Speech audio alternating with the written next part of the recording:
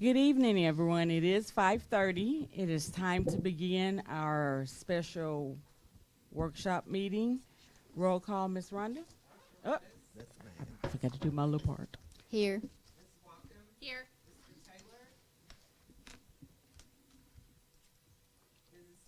Here. Here. Present.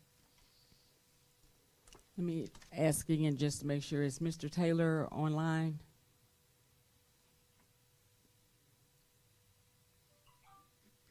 Mr. Taylor, can you hear us? Okay. The first item is public comments. Per Arkansas Code 6-13-619 and according to Act 902 of 2025, citizens who desire to speak during public comment must sign in prior and will be called to the podium. Speakers must meet one of the following criteria according to Act 902 and listed on the sign-in sheet. Reside within the school district, be a parent or legal guardian of a student in the district or employed by the district. Public comments is not a question and answer period, and as such, school board members and the superintendent do not respond to the public comments during a meeting, while we do encourage you to speak respectfully and professionally. Further, citizens will have no more than 3 minutes to speak and will not make comments that shall prejudice the board of directors concerning student or personnel matters that could come before the board for disciplinary or employment considerations, or that is in conflict with the other district policies or laws. Further, public comments that include slanderous remarks about school district employees or that would violate the Family Educational Rights and Privacy Act, FERPA, are strictly prohibited. Personally identifiable information, discussion of student educational records, or reference to a student directory information is not permitted during the public comment period. Speakers who violate these guidelines will receive a single warning and be respectfully asked to redirect their remarks. Should the speaker continue in violation, the board president will end the speaker's time and move on to the next individual. If the public comments go beyond 30 minutes, the board may require all public comments to go beyond the 30 minutes and are not about matters that are not on the meeting's action items agenda to be held after the other agenda items. Therefore, just know that I see that we have almost 2 pages of people once we get to 30 minutes, because none of these discussions are on the agenda items as an action item. They will be discussed in the workshop. So therefore, once we reach 30 minutes, then anybody below that will have to wait till we get down to the last agenda item that's on here, which is employment of personnel. Just wanted to let you know that. So once the timer says it's been 30 minutes, so hold on just a second, and I'll start the 30-minute timer once the first person comes up, and if you do the 3-minute timer. First person up, we have Ventral Tyus. Did I pronounce your name correctly? Venitra. I'm sorry. I'll be short. My name is Venitra Tyus. I've been in the district now for 20 years. I have poured blood, sweat, and tears into this district, as well as my custodian family. We not only breathe North Little Rock, we bleed North Little Rock. Thank you. Thank you. Rodney Kinley?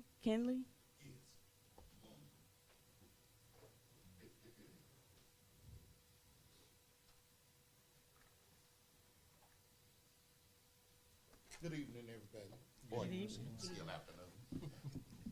My name is Rodney B. Kinley. I work for the North Little Rock School District. I work over at Pikeview ECC. and I've been employed with the district for 13 years, going into my 14th. And I have a great concern because I've been building my house up on my employment here, and it's a scary thought to think that I'm getting ready to lose it and have to reroute and redo everything to stay afloat with something that I had already put in place with a steady flow. But at the same time, I'm not here to be a rebel, be discouraging to anybody, but just see if there's any way we can come up with some kind of reasonable solution to this so-called problem where we should be able to prosper on both sides, hopefully. But that's my concern, and that's my comment, and I wish everybody well. Thank you. Thank you. Brian Edwards.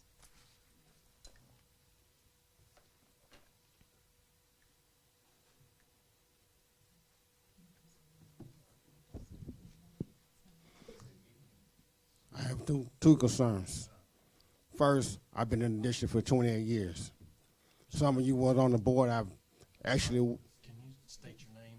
my name is Brian D. Edwards. Thank you. First, I've been in the district for 28 years. Some of you I've actually helped personally outside of my time, without my time. But the issues that I have, this company said they're going to charge 3% every year. But what if your student decline? And then they're going to bring in their own people. What if they were supposed to steal something or take something out? Well, today you won't never recover there.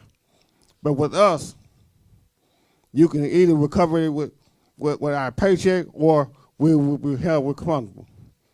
But nevertheless, if they're going to charge 3% and we don't have the students to support it, then you will go in the hole. Well, if you keep us, there will be no 3%. We'll just keep on working. Thank you. Thank you. Terry Gates.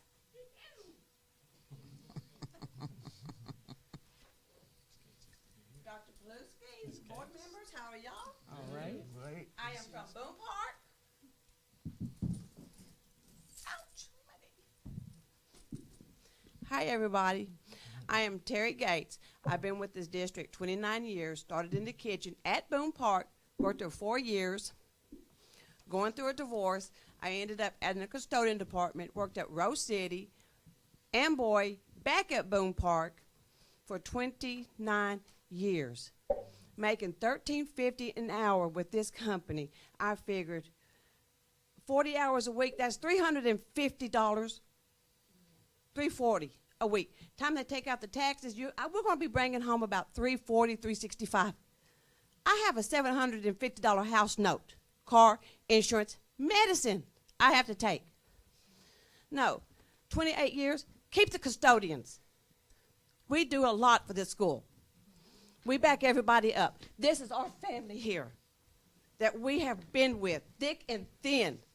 We go around during the summer, great schools. We enjoy it. It won't be no more of that. No more custodians. No more activities that we get to do. They're going to get with the kids? No, they're not going to be with the kids. Kids, y'all say kids come first? I'm with kids every day. I do lunch duty with all these kids from kindergarten to 5th grade. I enjoy every bit of it with these kids. But when they take over, it's not going to be no more kids. They're not going to care. Thank y'all. Thank you. I hope I'm.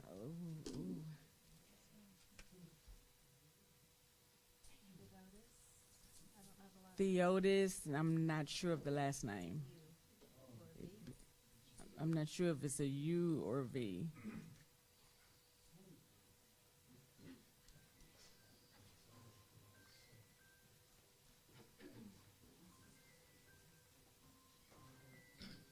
Either one of them.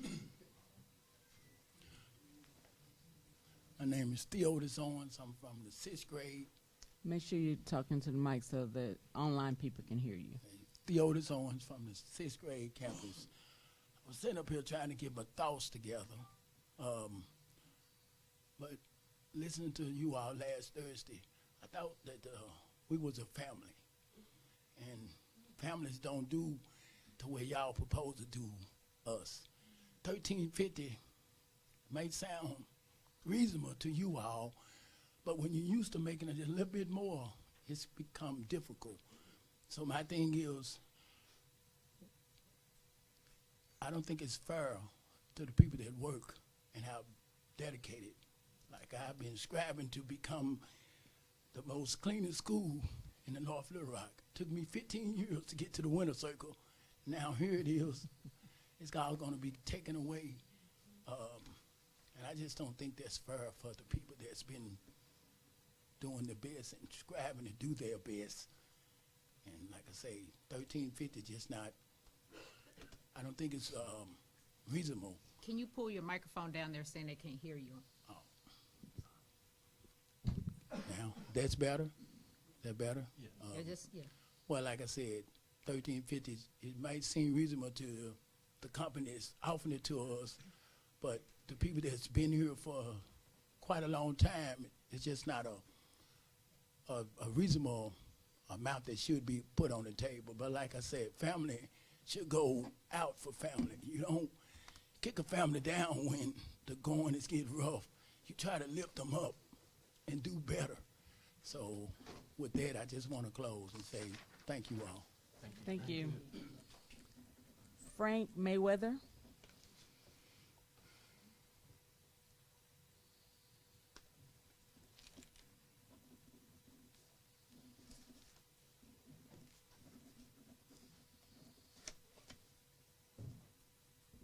How y'all doing?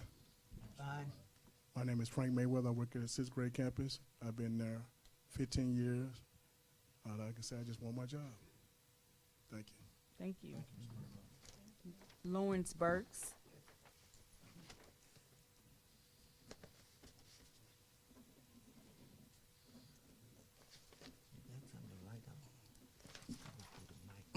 My name is Lawrence Burks from West Campus, and I'm here to say I've been working at West Campus for 20 years. I was there when we had the old building. Basically, I built my life around this job, and when I think back on it, I think about the founding of this country. It was basically built when the colonies got concerned with taxation with no representation, if I remember correctly. And us as taxpayers, our blood, sweat, and tears and tax money built these schools. You understand what I'm trying to say? And I don't think I can recall in any situation that I've come across in my learnings and my teachings and my journey that a people build something with their blood, sweat, and tears only to get kicked out of it. So, from my understanding, this is the same type of issue, taxation without the proper representation. Thank you. Thank you. Thank you. Terry Hansen.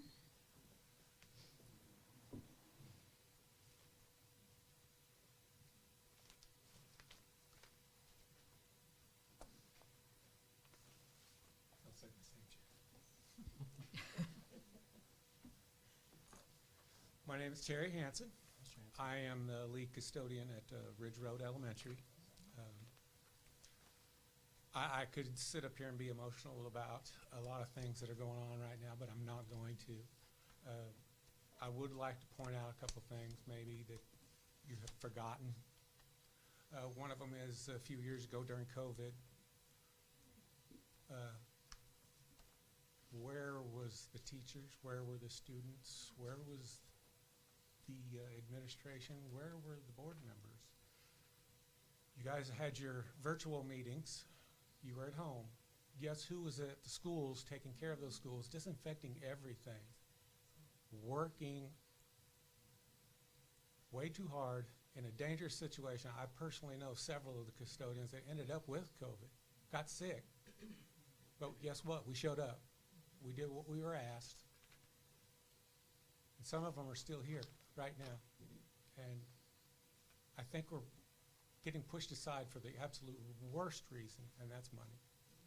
There's some dedicated individuals that work every day, going above and beyond. I know I personally do every day. You can ask my principal. I'm going to stop because I'm going to get a little angry. So thank you for your moments. Thanks, Mr. Nancy. Thank you.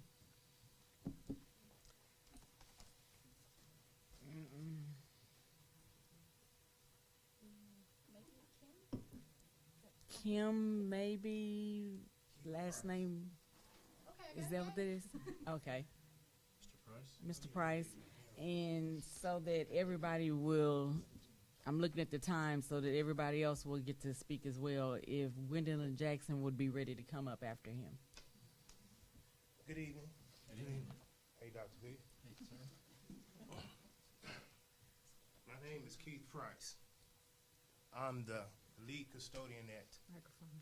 Lakewood Elementary. Microphone. Better? So you have to kind of scoot on up. Talk up in the mic. Okay. My name is Keith Price. Can you hear me now? Yes, sir. I'm the lead custodian at Lakewood Elementary. My principal is Courtney Boss, and I love her to death. Let me start by saying I've worked for the school district for over 15 years. This school district. I spent another 19 in Little Rock. And I can firmly say that North Little Rock is better than Little Rock any day. And I'm a proud alumni of Old Main High School because that's where I graduated from. Also, I think up until now, I thought that this school district is the best there is. But what you're doing now, I don't agree with. First of all, I want to say, we have some issues that we need to address. We're not resigning. We're being terminated. We're going to be terminated. When we get terminated, we're not going to be state employees anymore. We're going to fall up under them, and they can't help us. Right here, as I looked it up, the state leave under policy number 861.8.38 says we have the right to know what's going to happen to our longevity, what's going to happen to our retirement plan, and that's 8.61.838. We need to know what's going to happen to all our benefits. We're not going to have any benefits working for them. Now, we all agree. Can I get all the custodians to raise their hand? We all agree. We don't make a lot of money, but North Little Rock School District has the best benefit package there is to offer for all of us. And that includes dental, health, and everything else. They've always taken care of us, and we've always taken care of them. And I want to say something else. Before Dr. P got here, we had to move all of them schools that was under construction. Mr. Martin put a team together, and we moved all those schools. Blood, sweat, and tears, staying in back of trucks with 100 degrees, loading all these boxes and stuff like that. Where was maintenance at? They wasn't there. Where was administration? It wasn't there. All they cared about us putting those schools together, and we did it. And then you just gonna throw us away like this? That's not right. I'm gonna leave before I say something I shouldn't. Ms. Jackson. And after Ms. Jackson is Lynetta Hughes.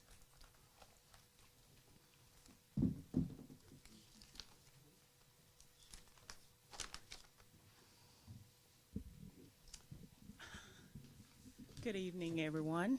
Good evening. Okay, I wrote my little speech down. I'm not talking off the cuff tonight.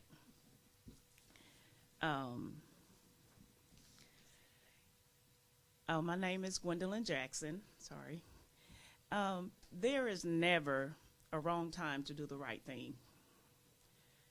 Basic human kindness, respect, courtesy, in its simplest form, should be the driving force in how we treat others affected by the decision we make. When we allow just doing business to become our prime focus rather than doing business justly, we encumber those on the other side of the table who are left to live in the aftermath of those decisions. To date, there has still been no open communication or conversation with the custodial staff regarding the outsourcing proposal. They receive the initial news by word of mouth, but still have no avenue to voice their questions or concerns. Courtesy is not simply politeness. It is respect in action. When we communicate news that may cause uncertainty, fear, disappointment, courtesy guides us to act with empathy, honesty, transparency, and professionalism. It reminds us that behind every role is a person with a family, responsibilities, and aspirations. Courtesy also means communicating early, being transparent. Employees should hear significant changes directly from leadership, not through rumors, secondhand conversations. Providing clear information, even if the details are not finalized, help reduce anxiety and builds trust. Thank you. Thank you. Following Ms. Hughes will be Talisha Dokes. Good evening, everybody. I'm Lanita Hughes. I'm coming before you as the co-chair for CPPC. Did we not learn anything from what occurred several months ago during the restructure? When people are losing their jobs or when there are significant changes that are occurring, do people not deserve an open conversation about their future? When did this district become heartless and forget that the district is made of people, not just numbers? I don't ever want a place I love to work to get in the business of not caring about people. It is imperative that we have all the information and that the custodial staff have the opportunity to be heard for the motion before the motion comes to a vote. Classified staff are always asked to take the brunt of the cuts and layoffs when crisis occurs, and being an F school does not fall on the shoulder of classified staff, especially custodians. That's all of us. To the board, we can never ask for a raid meeting classified staff because it seems that the plan is to cut us all out eventually bit by bit, because we keep hearing that we are expendable and that the district is not in the business of employing people. I want to share that most of our employees are already struggling. RAPs have helped with food for classified and licensed staff, including custodians. This outsourcing would hurt people that have sacrificed for this district and have made a career here. I get that classified people are not important to some, and that the main goal is to get a raise for the teachers, but I want everyone to know that there are a lot of people that work for this district not only for the pay, but because they love this district. People leave the district and choose not to come to the district because of how they are treated or how they hear people are treated. North Little Rock School District, let's do better. Thank you. Thank you. Following Ms. Dokes is John Lemon.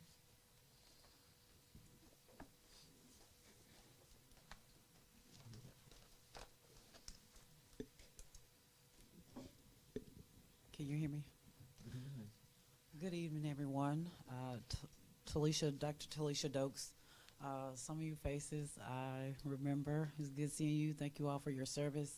I am here standing in solidarity with the custodians. I heard about this issue and it saddened my heart. I grew up, born and raised North Little Rock, educated all the way through, graduated from North Little Rock High School, and some of the faces that I'm seeing here today, custodians, were there when I was there, and so I'm excited. I was excited to see them. And so coming up in school, the custodians was an extension of the ecosystem that allowed the school to run. And so in our schools, they were always there. They were always present. And if a student got out of line, they oftentimes came and helped. They got them together inside the hallways. They were always the eyes and ears outside of where the teachers and the administrators were. And so to lose that presence and that everyday presence, or their eyes and ears, and just another set of hands or eyes to watch over the students and allow the school to flow and run like it needs to, that would do North Little Rock District a great disservice. I definitely thank you all for all the custodians for their service. And so we really need to come up with a different option, I would think, and so that they can continue to serve our schools, serve our students, and serve our community, which we've all been in the district a long time. And so, born and raised here, I've seen a lot of them, and I see a lot of them out. And so they're here. They have been here a long time, and they have stayed faithful when a lot of people have left, and they're leaving, and they continue to stay faithful. And their jobs are very important. They do a very important job. Thank you very much. Thank you. Thank you. And following Mr. Lemon will be Stacy Lemon. John Lemon. I came to talk about the gay book ban again, but I didn't know the custodians were meeting up. I didn't know this. The thing that I learned, part of the PTA this year, is the amount of love that the custodians get. That work is largely in the background. It's easy as a parent, especially because I'm not at the school most of the time until I join the PTA.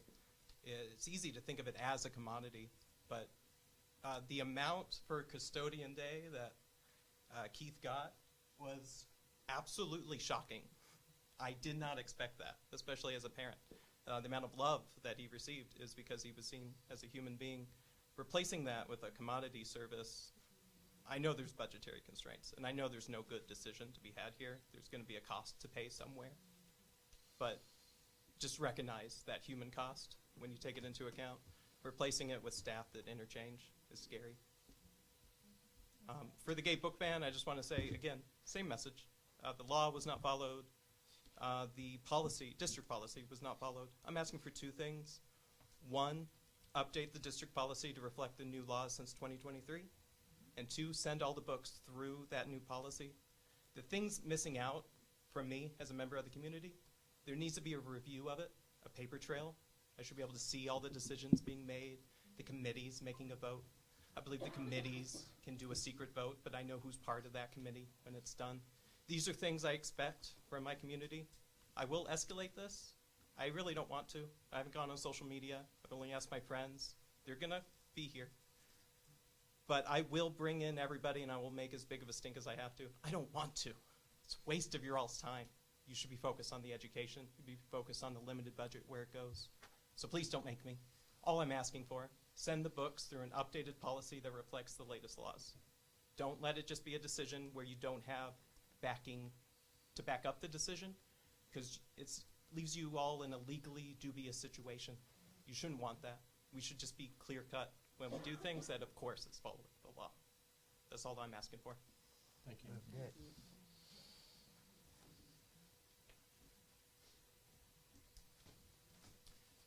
Hello, I'm Stacy Lemon.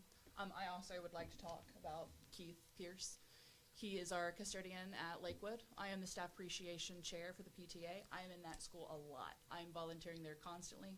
That man is always in motion. He is constantly cleaning and doing services for the teacher. He has helped me carry boxes from my car into the school for the staff. He is a valued member of our school. I'm here to talk about the gay book ban as well. This is one of the books that you all have banned. Boys yell boo and run away. Girls like kittens and ballet, except when they don't. You might play with swords and knights, maybe twirl in flowered tights, or put earthworms on your head. You might tuck bears into bed. You might like to paint your nails, maybe hike on nature trails. You might make a lot of noise or take baths with mermaid toys. You might think you need to choose dolls or robots, pinks or blues, except that you don't. Girls and boys like lots of things, Play-Doh puzzles, kings and queens, dressing up and making forts, playing house and playing sports. Flying planes and driving cars, hanging from the monkey bars, gazing up at distant stars, rock and rolling with guitars. Everywhere from near to far, be exactly who you are. You all have banned 50 books. This is one of them. If I have to be here to fight for the right for little boys to read about themselves tucking bears into bed, I will have to keep coming back and I will read every single one of these books to you. It is important that we look at all of these books because I think there are a lot that have fallen through the cracks. Thank you. Thank you. That ends. She was our last person. We stayed in our 30-minute limit. I wanted to make sure that everybody got to speak, but we didn't want to drag out the meeting. So we are down to the next. Well, let me check first. Mr. Taylor, can you hear us now? Mr. Taylor?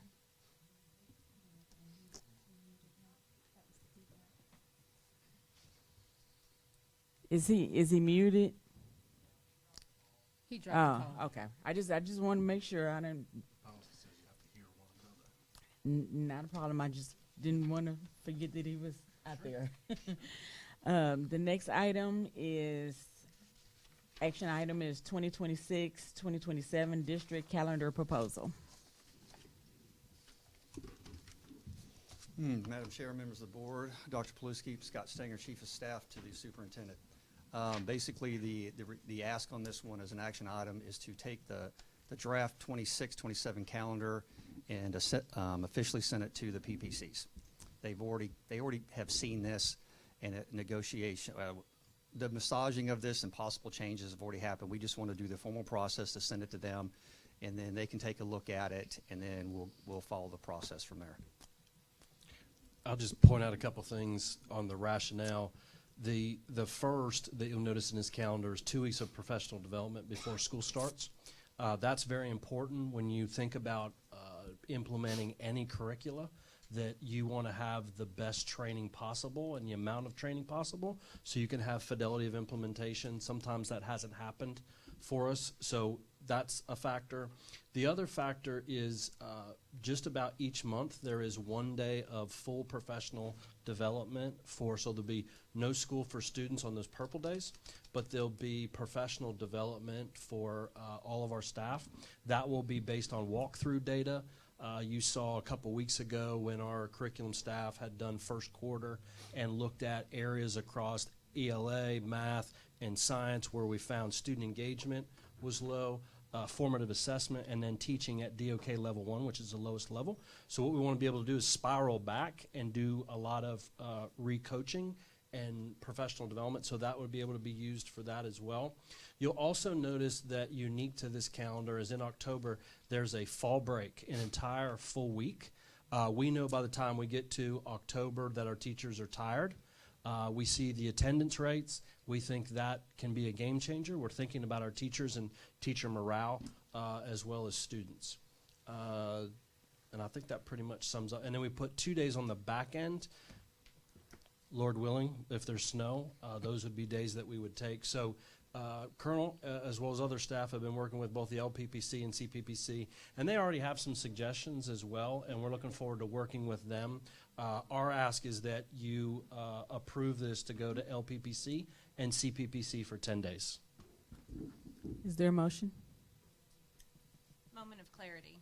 So we're not voting on this to say, yes, this is final. That's we're correct. Voting on this to send to the LPPC so they can have their input. We Yes. can poll the teachers if necessary. That is correct. Because I'm telling you, I don't like that idea in October. I'm going to tell you that right now. Because then we're going to have to retrain our children on routine. So Yes, ma'am, I understand. I'm just saying this is just, this starts the process officially.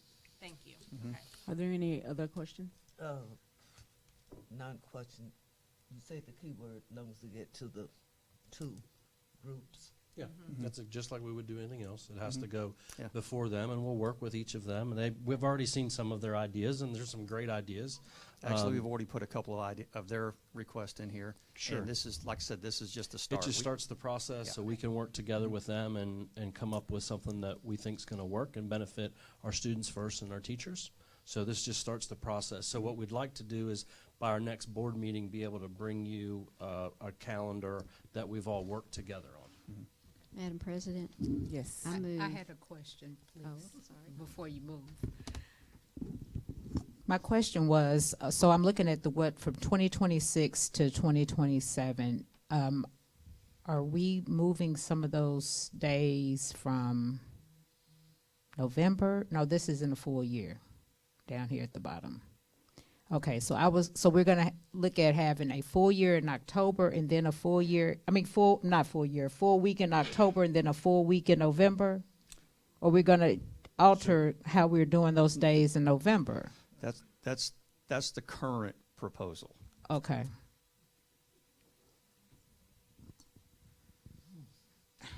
I'm confused. Okay. Ma'am. Madam Chair, Yes. I still move that we accept this to be sent to LPPC and the classified. Second. Review. Second. It has been properly moved in second that we send the 2026-2027 district calendar proposal to LPPC and CPPC for their approval and then brought back to us. Any further discussion? All those in favor say aye. Aye. Any opposed? Send it on. Thank you, Colonel. Executive closed session. Executive closed session per North Florida School District Policy 1.14A stating that private or closed discussions by the board may occur as part of a regular or special board meeting. Executive sessions may be held only for the purpose of considering employment, appointment, promotion, demotion, disciplining, or resignation of an employee, or to discuss matters of pupil punishment if requested by the parent or legal guardian. No resolution, agreement, or motion considered in the executive session should be legally binding unless the board reconvenes in public session and presents the item for vote of the membership. Finally, Arkansas Code Title 25, Chapter 19, Section 1062C1 states the specific purpose of the executive session shall be announced in public before going into executive session. Please join me in the executive closed session for discussing the following matters: employment, appointments, promotions, demotions, disciplining, or resignation of an employee.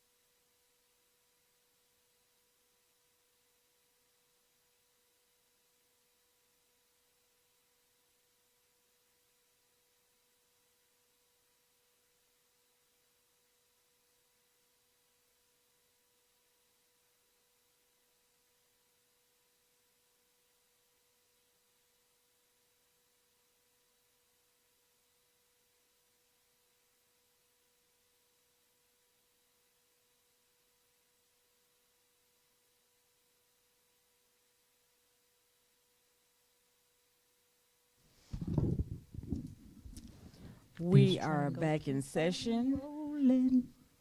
We're down to the next and last action item, which is employment of personnel.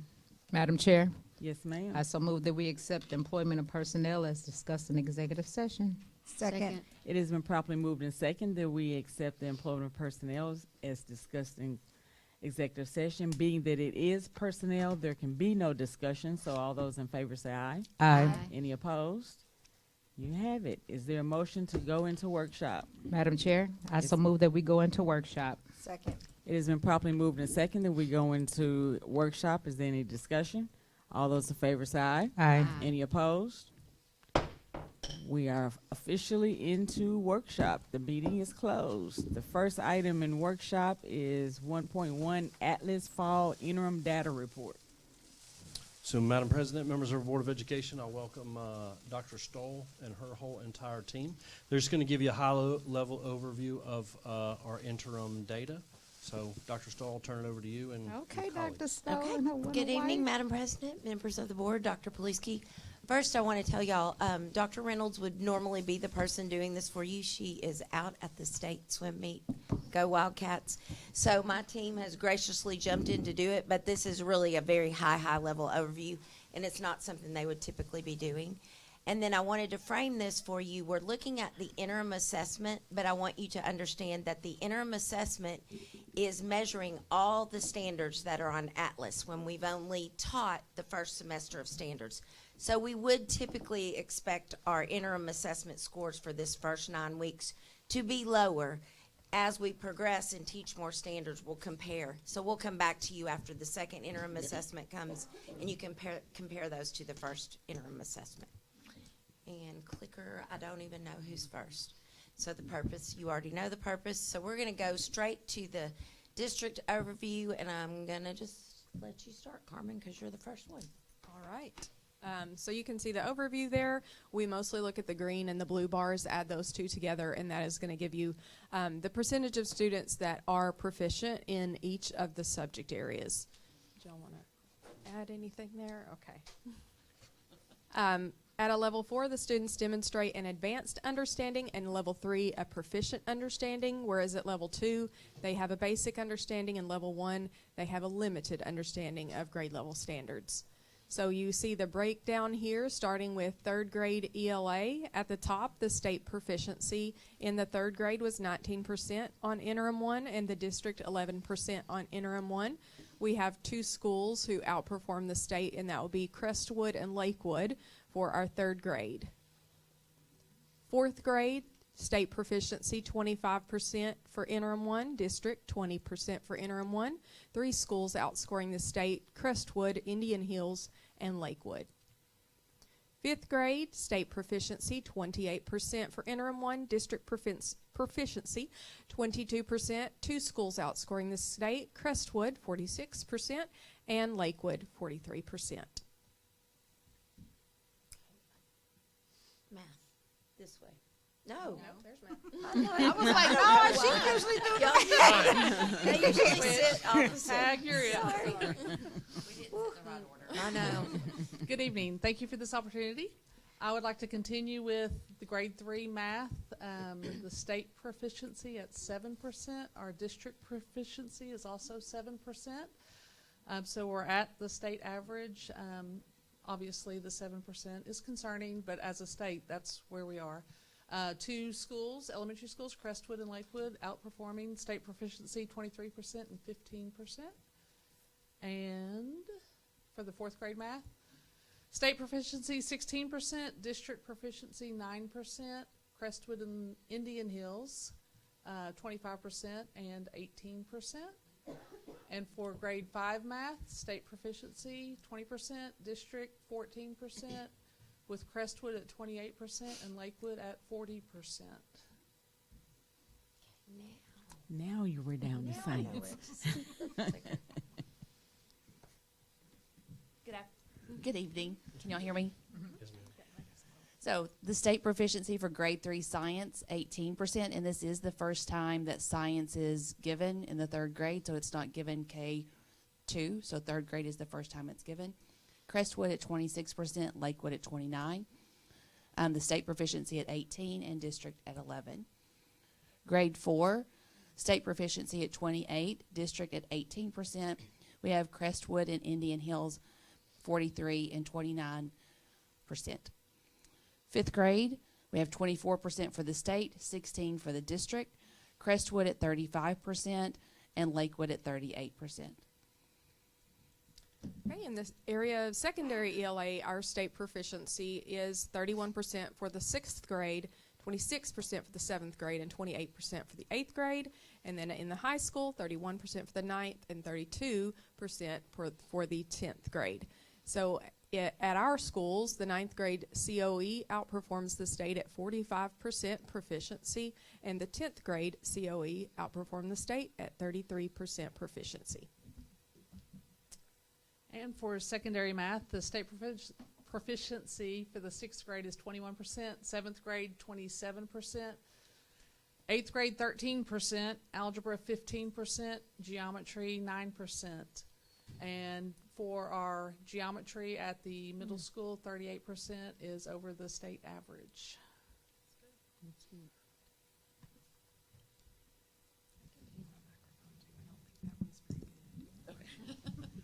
Can you hear me now? Yeah. Okay. So secondary science for 6th grade through biology. 9th grade is not tested, so physical science is not a test, so it's not listed. 6th grade, 6th grade state proficiency is 27. 7th grade is 33%. 8th grade is 33%. And biology is 35%. And that's the state level proficiency. You can see that biology COE outscored the state at 36%. And that is the end of the presentation. And again, I want to give Dr. Reynolds credit because she really put all this together. We're just delivering the information since she's at the swim meet, and she always does a great job of pulling all that data for us. So we'll take any questions. She's a multitasker. She does is a lot. multitasker. Any questions to my left? Any questions to my right? Yes. What is the actions for the scores that were made? You've probably heard us talk about some of the actions last month, so we're continuing with those actions. This data is fairly old. I think we tested in what? We ended November 15th was our closing date of So these. we're carrying on, and then soon we will be testing pretty close again. So interim twos are coming up not too long from now. So right now we've already put the action steps into place, and now we're just allowing those to go ahead and take place. And I will say that we're going ahead. Go ahead. Okay. So like I met with today at Meadow Park, I've met with different PLCs in the science going over, these are the ALD of level 3. This is what your formative assessments look like. We've also discussed and shown and modeled how to backwards plan. If this is your assessment, or is your instruction at this. And then we're going to have walkthroughs as well to ensure that they're doing that. So that data will come as well. Okay, I have one more question. Okay. I'm concerned about the 3rd grade. Okay. Okay, last time I asked the question, how many 3rd graders do we have that are not proficient? So you ready to answer that for me now? Yes, and I brought that last time, and I didn't carry my paper with me this time, but I know exactly what it is, but not off the top of my head, but I do have it written down. I will tell you. 278. Yeah, I was going to say, I know I gave it to somebody. Was it you? You did. Okay, great. So with that, the majority of our first graders are taken care of through the HIT grant as far as, the retention and everything goes. The HIT grant has covered most of those students. So it will be very few students that will need to be retained. Very vague answer. Tell me more what you are looking Numbers. So there's 278, Ms. Williams, right now that don't meet the proficiency in 3rd grade out of 568 students. That number is actually down from the beginning of the year. Think about 143 students, down from the total number of students because of the HIT grant, because of the interventions. So we'll continue to monitor that, and specifically, although the principals did not get an opportunity to share their data on CobraStat, but if you went back to the last board meeting and specific action steps that each of our DNF campuses are taking, in that report would get specific to each school. So we continue to monitor that every third grader. That's why we just looked at that data just the other day. And we want to be able to see, and that's the big question I'm asking is the intervention working? And if it's not working, then what are we doing differently to change? What is the action? Quantitative data, I can get it. But then, too, having the quantitative data, then have to know. I saw in all the principals' report of what they plan to do, but I want to hear action. That makes the total results of how you get your data. Thank you for listening. Ms. Williams, if I could throw this one piece of data in, just because I remember what you sent me. Okay. Of that 278 students that are set to be, that could be retained, 143 of those will be enrolled in the HIT grant, the high impact tutoring, and that will cover them for that retention piece. So out of 278, 141 to 143 have the possibility not to be retained because of being enrolled in that high impact tutoring grant, if that helps a little bit. That is perfect. Thank you. Another thing I want to know, I think where they were talking about summer school for our third graders. Now, they said some school districts, I heard them say, well, it wasn't planned and they didn't get enough money for learns, but I initially heard you say when we started, we are going to serve our third graders. Correct. We are going to offer a third grade We have to. summer school program so that we can also help some of those that don't get covered by the HIT grant, because we want to retain as few as possible. So we do plan to have a summer school to address that. Thank you. That's the best answer I heard. Thank you for the data. You're welcome. Thank you. Dr. Stoll, if you would, just go ahead. If you would, just run those numbers back by me again. Okay, so there, right now, if you look at our data, there are 278 students who approximately, don't quote me exactly on the number, that would be eligible to be retained at this point in time. We received the money for the high impact tutoring grant, so we have about 141 to 143 students that will be enrolled in that high impact tutoring. And so that will take them out of that 278 number, reducing it, and I can't do that math in my head, but if you can do it for me, I could give you the better exact number. And then we could address those students in summer school to hopefully bring that number down even further. So, Okay. so we do plan to Thank you, continue Miss to Math. come back and do presentations just specifically on the third grade. When we get back in here into the second semester, we get some more data. We'll continue to be able to provide an update. Okay.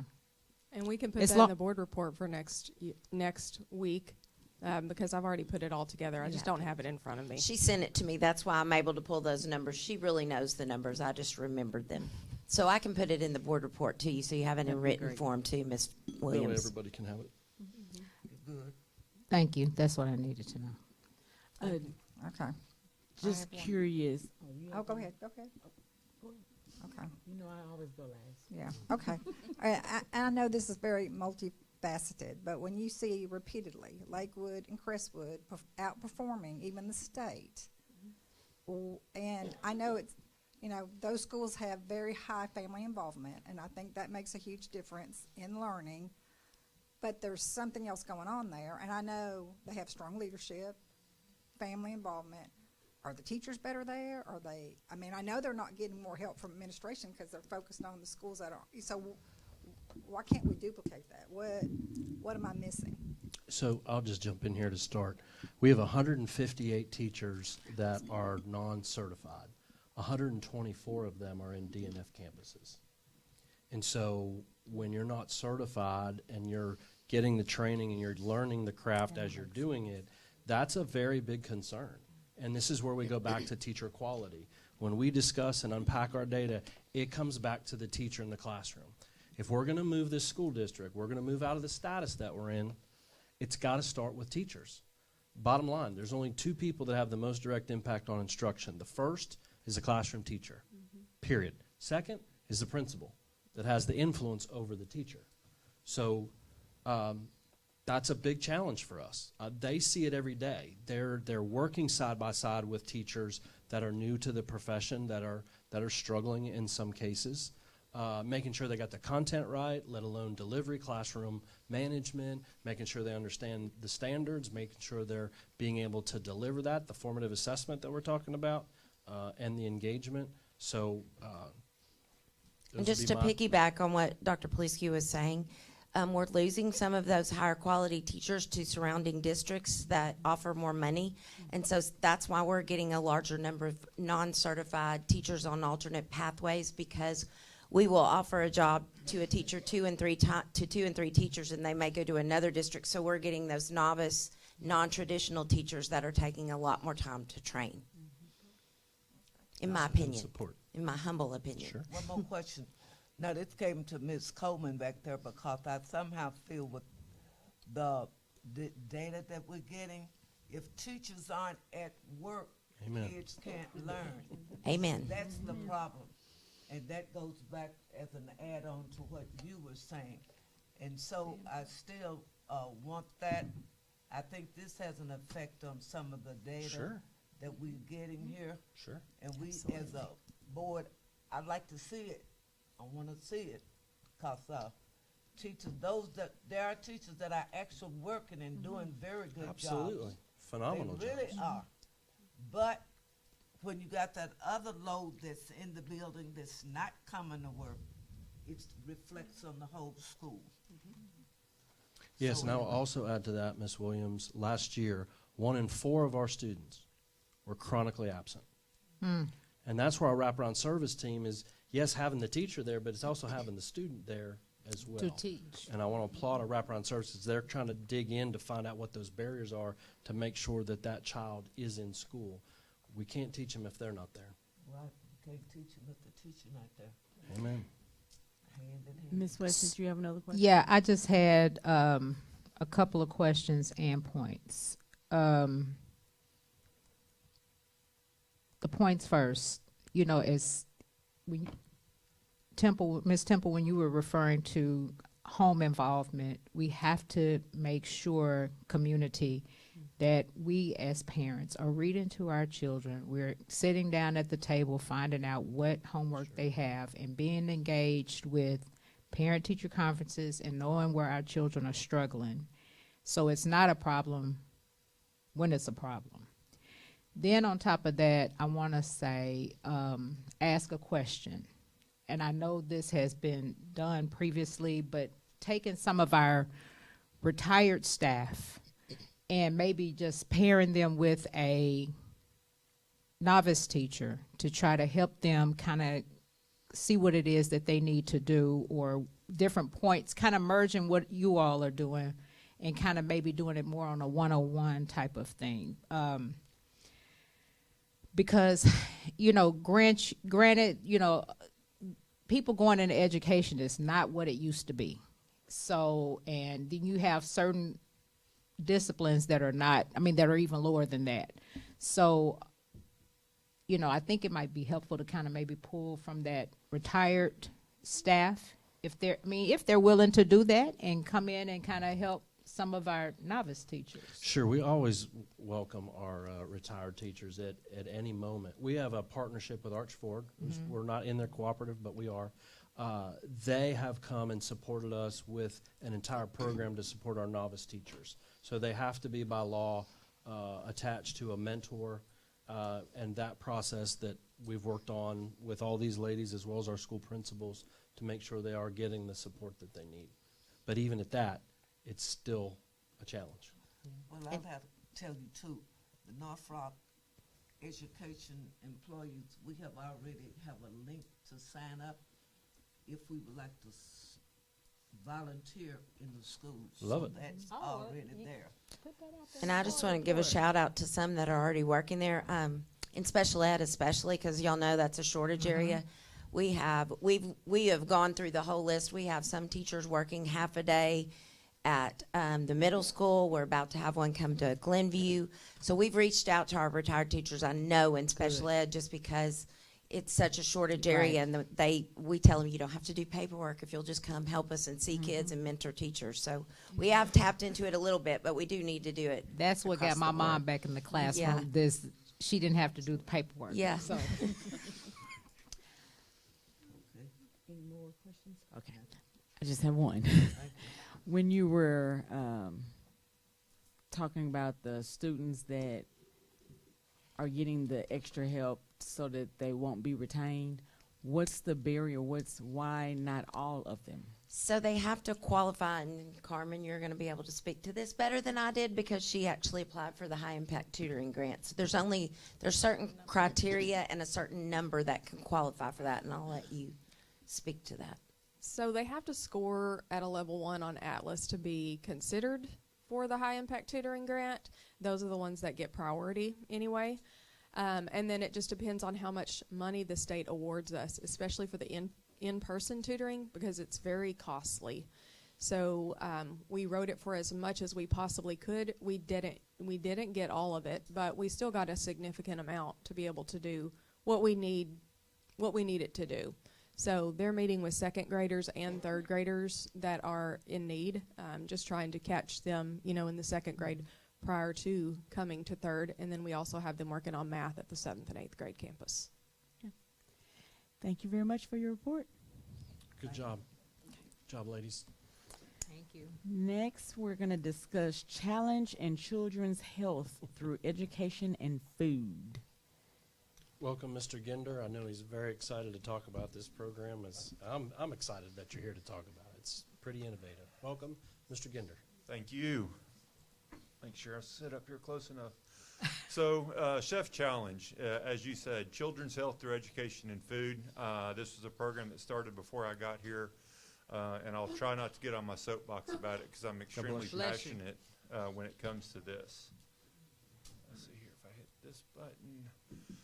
So, Chef's Challenge is a partnership with Wellness in the Schools and Arkansas Healthy Flavors. They're working on developing a model program that we can connect classrooms to the cafeterias within our communities across the Mid-South.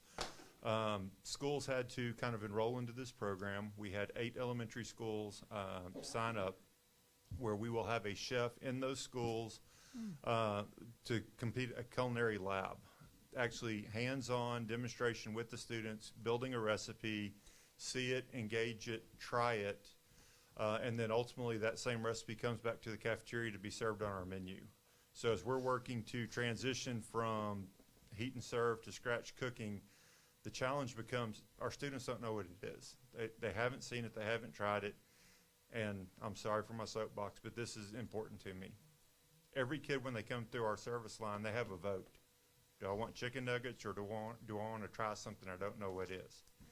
And if we're ever going to change that, because they only get one vote for that day, they have to know what it is. They have to touch it, feel it, taste it. And this program connects those dots. They get to try a black-eyed pea salad. They get to try a macaroni and cheese that has butternut squash worked into it. They get to try something and go, hey, this is pretty good. I'm willing to cast my vote and try that and get it because I know I'm going to get full. I'm going to be happy when I consume it. And that's just, I get passionate about it because that's a key piece. If we're ever going to change it, we know that we have hungry kids in our district. We know that, if they don't eat with us, they may or may not eat when they go home. If your choice is chicken nuggets are okay, I'm going to get those versus I don't know what the spaghetti dish is. I don't know. We have to bridge that gap. And Chef's Challenge allows us to do that. I feel like we should be on a Hallmark movie right now with the Chef Challenge. I've been watching too many Hallmark movies, okay? Yes, ma'am. The 2 recipes that are being demoed this school year, A is the purple whole pea salad. The other is a butternut squash mac and cheese. The purple whole pea salad is something that, I make at my own house. We call it Texas caviar. I mean, It's really good on Fritos. With the nutrition standards, we can't serve it that way, but it's also just a good standalone salad. I do want to highlight that the purple whole peas, the butternut squash, these are being grown right here in Central Arkansas. We've partnered with a farm over in Conway. We're getting those products delivered to us, farm fresh, ready to go, that we can bring into the classroom and into our cafeteria. So both of these recipes are outside the norm. We would not normally see this in a school cafeteria.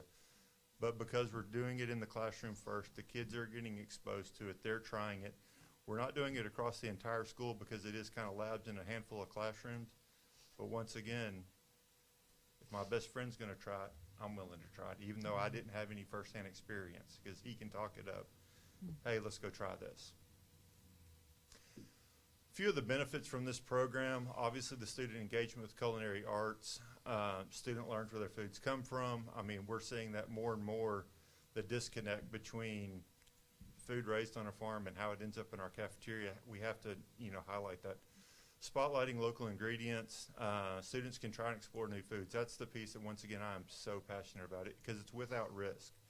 You know what? I see it time and time again. You put a new menu item on and nobody tries it because they don't know what it is. They don't have any experience with it. In my own life, I go to a restaurant and I try something. If I don't like it, I'm going to swing by McDonald's on the way home and get a value meal so I'm not hungry before I go to bed. But our kids may or may not have that opportunity. Right. The next or third bullet up from the bottom, the Chef Challenge also incorporates AI to analyze plate waste. And this is a big piece that doesn't get the attention that it deserves, because that's the other part that's missing through everything else that we do. We try all this food, we put it all out there. Unless you have somebody truly standing at the trash can to see what's thrown away, you don't know if it was accepted or not. It's one thing to say every kid took a serving, but did they actually eat it? And using AI in that technology, it's in its early stages, but I think that could really change as we start rolling out more and more menu items. What does the data say? So right now the kids have to actually set their tray kind of in front of it. It takes a picture and then it analyzes it to see what was left on the tray before it goes into the trash. Definitely some pieces to work on with that, but it's a start. It's bringing AI into the cafeteria to solve for the problem, was it actually consumed? Other benefits of the program, once again with the chef introduction, as they try a recipe, the chef can say, do you feel that on your tongue? That could be the acid in it, that could be the spice. So you start getting that culinary involvement so that when kids come to us and they sit down with me and say, okay, I want X in my menu. I'm like, okay, talk to me about it. What's the culinary terms? Are you looking for spice? Are you looking for savory? Are you looking for, because that tells us how do we modify a recipe to drive that student acceptability. At the end of the day, we're here to feed kids. I can produce all the food in the world, but if it's not what they're going to eat, I've wasted my time. And then once again, this gives us in North Little Rock a chance to stretch the borders of our program. I mean, I want to get beyond chicken nuggets, but at the same time, I don't want to innovate the program away from chicken nuggets. I just want to say, we have chicken nuggets, but we also have this, this, and this. Once again, this is a partnership with Healthy Flavors, Wellness in the Schools. There is USDA funding behind this. They brought it to us. They came in as a package deal. Here we are. We agreed to be partners. It was free money.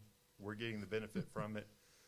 But it also lets us see that connectivity so that, in time, if I can say, hey, we can support our own chef, we can afford it in-house, these are the results from the program. So that in itself is a chef challenge in what's going on in North Little Rock schools. Mr. Gunn, before, Madam President, if I may, if I'm not mistaken, there are only 10 schools selected in the United States or in Arkansas? So we have Cabot 8? in North Little Rock, 10 schools in Arkansas, and then there's 2 other districts in Tennessee, because it's all about getting that connection with a local farmer who's going to have the product on a time when we can use it.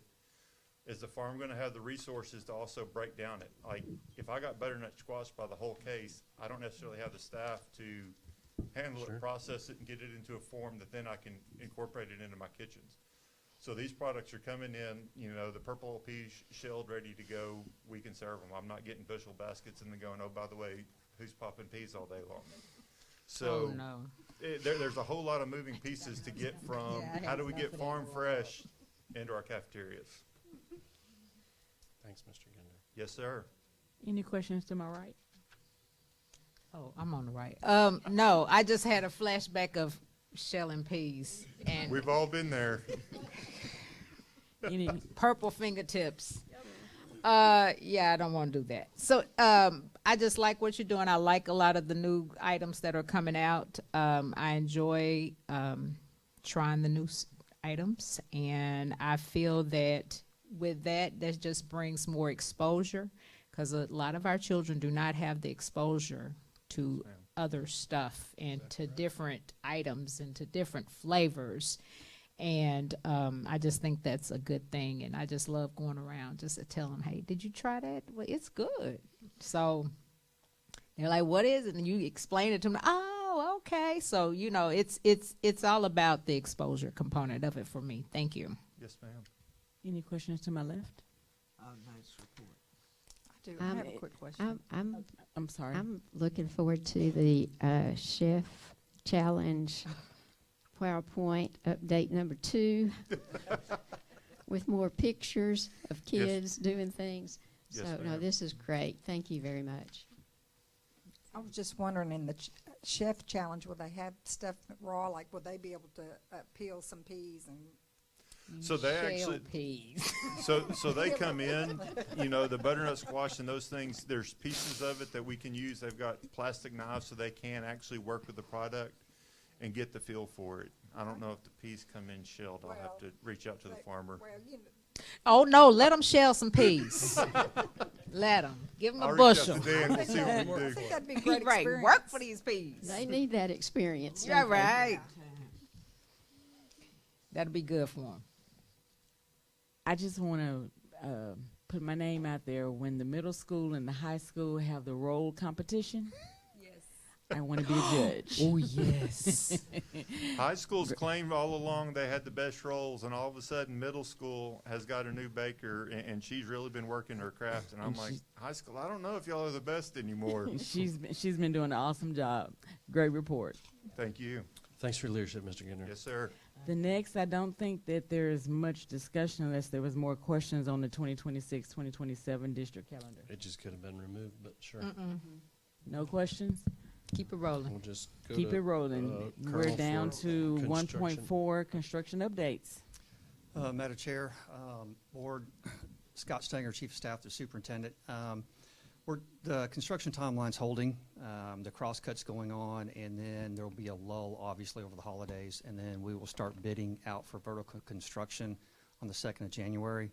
We expect the bids to come in about 2 weeks after that, and then subs will show up and start building upwards. Game on. Any construction questions to my left? Any to my right?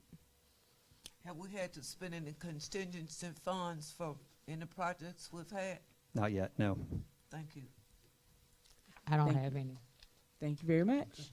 Thanks, Colonel. ABM, our last informational item, ABM proposal. And I think, Madam President and members of our board, so we moved this as an information item. So we just wanted to take another opportunity, because I know there's many questions that our school board had, or our community, or our employees. So it's probably best we just jump into questions, if that's okay. I think everybody's seen the presentation. Yeah. But that would be up to the board. That's fine. That's fine. And Mr. Brown is. Could we start on this side? Because I got to go, if you don't mind. Go ahead. Yeah, I got my questions ready. Okay. So, and I'll email them to you, Colonel Stanger, so you can have them and compile them with the rest of them. But as I was sitting up here, I just kind of had a couple, well, not a couple, but a few. Has an in-service been held for or with our current employees as it relates to what their future, their position will look like? Also, has the information been given to the employee? Oh, yeah, that was one of the same. Have they had an opportunity to submit questions to the company to get their feedback and their understanding of what is going to take place with their future and their position? And have the employees had a chance to submit questions regarding benefits to the company? And if not, an in-service, I feel, should be held with the company and the staff before a decision is made. That's all I had to say. Okay. We just answer the questions, right? Yes. Okay. Sure, we can do that, Ms. Person West. That's no problem. Thank you. Okay. We are responsible for the financial sources of this district as a board. and we being in the district, we need to know the cost, and we want to know how it compares to what we are presently spending, Mr. Brown. Then, how much would it cost the district overall at a period of whether it's 3 years or 5 years? How long is a custodial contract with the company if they're involved in the company? Give us a date like we have a date. And then we need to know how much it costs. The key thing to me, knowing the cost. And then the second thing, having more transparency, sitting down with the custodians, going over what their needs are, what they have, and what they will not have if they're a part of this company. That transparency. And then you made the statement, Mr. Brown, at our last meeting, and I appreciate that. You say, I've known this company for a long time. That to me is not supporting this financially. You made the statement, and please explain to me why, you explained it last week, very good, why we did not get bids from other companies to come in here.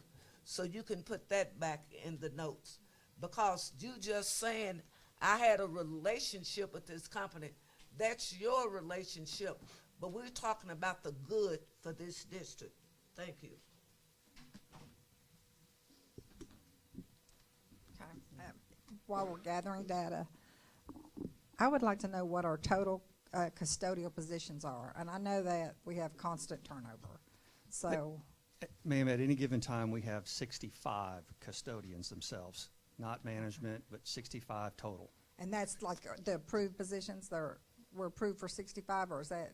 The ones we typically pay for, Yeah, yes, those ma'am. would be the FTEs. Okay. Yeah, those 65 65. FTEs. And I thought it was okay. How many of those are? We had quite a few people here tonight. We have more long-term custodians than I thought we did. Do you know how many we have that have 10 plus or 15 plus years? We were asked by another board member to get that data and put it in a spreadsheet. We're doing that right now. We just literally got the request yesterday or today. So Okay. we'll compile that Yeah. as was stated, so everybody has that information. So we got it today, but we want to make sure every board member has it. Okay, and then just for me, because I don't know, when you work with the school district, when are you vested in your retirement? Is it 5 years. 5 years you're vested? So how long do you have to work before you can start drawing on your retirement? Do you have to work a certain number of years or a certain age, or how does that work? I refer to Brian on that one. It's probably it's a combination, I would think, Brian, age and. There's a multi-prong approach there. If you're vested and you reach the age 60, you can retire. If you have 28 years of service, regardless of age, you can retire. So there's multi-prongs that are established by Arkansas Teacher Retirement. I can summarize those in the question and answer document, and we can post all those scenarios in there. Okay, so I guess my question would be, if somebody has worked for 20 years, they're vested, but they could still get a retirement from the school district, but They not until would. they reach a certain age. Age 60, yes. Okay, all right. So they would not lose. And those What that was in had, there? those that would have 28 years of service could retire immediately. Do draw we have retirement. any that have 28 years of service? Or Okay. more, yes. Okay, all right. Well, that's just I'd like that information when you put the information together, please. Sure. So just to clarify that, Ms. Brown, then if you had 20 years of service, just talking out loud, you could retire but then be rehired by, gotcha. Yes, you could be employed by ABM. You could be getting And 2 checks. yeah, yes. Ms. Walker? Hi, I'm the board member who sent the email with the questions. No worries. So, You're not by yourself. So with that being said, I'm waiting for the compilation of everything. I wrote down the years of service for those that did state it. So the 29 years, the 20 years, another 20 years, 3 15 years, 13 years, and 28 years. That's a testimony in itself of our employees. We received I'm going to say this little piece of paper earlier, and it states, makes a comment in it, and it says, as district employees, we've been encouraged to have perfect and good attendance. We've been providing a service to the district and continue to do so. We would like the district to provide those that are it says entitled, I would say, following benefits for district policies. And I say that to say this, refresh my memory, so let's have a conversation for a moment. That last week, 2 weeks ago, whenever you were here, we stated, or you guys stated, every custodian would have an opportunity to come work for you guys. That's correct. That is correct. Pass the background check. At current wages and current days. So current wages, so if I'm a custodian and say I'm at $18 an hour, Mhm. you're hiring me. We will keep them whole. At $18 an hour. $18 an hour. Okay. And if they're a 245-day employee, 245 days. Okay. So thank you for that clarification. I'm still waiting on my questions for later, and everyone else is going to be compiled to that.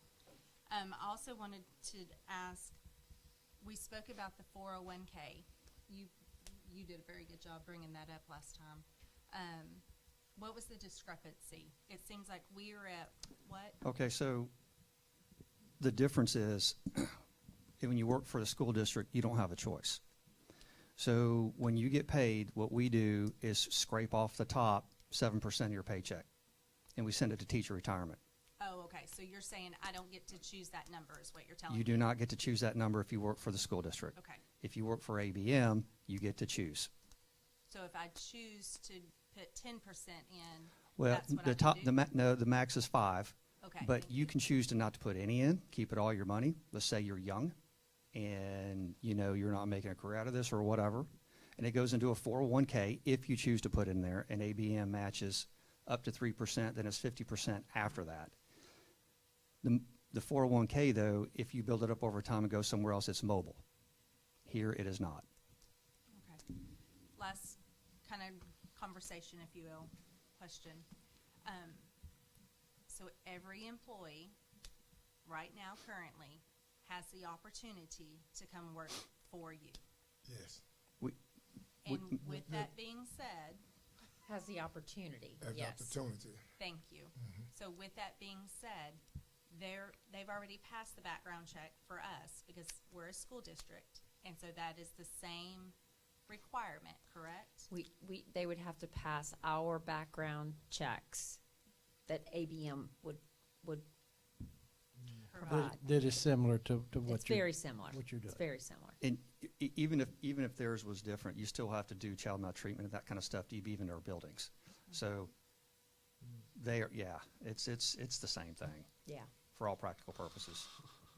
All right. I just wanted to hear again and reiterate. Sure. Okay, thank you. So, yes, ma'am, just to put the finishing touch on that one. Okay. It literally is one for one, whatever status our employees are. If they choose to work for ABM, that's the number, the pay, the number of days, all that remains the same. The only thing that's different really is a 401k versus teacher retirement. And there again, the difference between that is they don't get a choice with us, they get a choice with ABM. Ms. McLean? I know that we've had a large turnover in our custodians, and I know that Kim sent out, Ms. Martin sent out in weekly board reports the vacancies that she would have and things. So I don't know how that looks like in the landscape, but maybe you can give us something on Yes, ma'am. So what me and Ms. Coleman did, we went back 2 years. So 23, 24, 24, and 25. We didn't look at, I've got the numbers for this year, however, the year's not done. So we went back to the 2 previous years where you get fidelity for data for 24 months. During those 24-month period, we had at any given time 65 janitors. give or take, because it was always changing. We terminated over that time 41 of them for discipline issues. That's 2 years. That's 63%. Our normal turnover rate for non-disciplinaries, retirements, people quitting, whatever, was 28%. So if you started at month 1 and you had 65 people, by month 24, there's 41 new faces. And then then take the other turnover rate. So in 24 months, we essentially, not all, but we have essentially turned over almost an entire department. The cost to do all of that, because when they were coming and going, or their attendance was poor, the cost for, over those 2 years, for substitute staffing was $507,000. If you take that and split it in half, let's call it $250K, and then add that to what this contract will save us, another $500, any given year, that is $750,000 to the good. That also does not include the cost to HR. We didn't have a good way to calculate that. All the hours, or the man hours, to hiring people, advertising, getting it out there, bringing them in, new employee orientation, training them, only to watch them go again. That's heavy. And the work product is not that good. Now, we had some people talk tonight, and I fully empathize. I can imagine they're the ones that show up every day and matter. But out of 65, there again, we had to terminate 41 of them, on top of a normal 28% turnover rate. That flows, all that money was part of our budget plan to fix our teacher issue. 158, when we looked at 158 non-certified teachers, and we looked at our teaching workforce, and then we did the math. So what we did is we took out deans, we took out counselors, people that had teaching license, but they don't get in there and teach every day. We looked at just teachers that teach a student, either in a classroom, could be dyslexia, it could be GT, but they're in there teaching students every day. 158 of them are 32% of your teacher workforce. Now, I'm not an educator, but to me that doesn't sound good. And we have to attack that problem, my belief, and to do it, it costs money. Dr. Paluski gave me the mission to find it. This goes into that. And if we're not spending the extra money to have temporary staffing, plus the money ABM's going to save us, that helps us get in there. And at the end of the day, we know where we are, and we know it takes a teacher and a principal.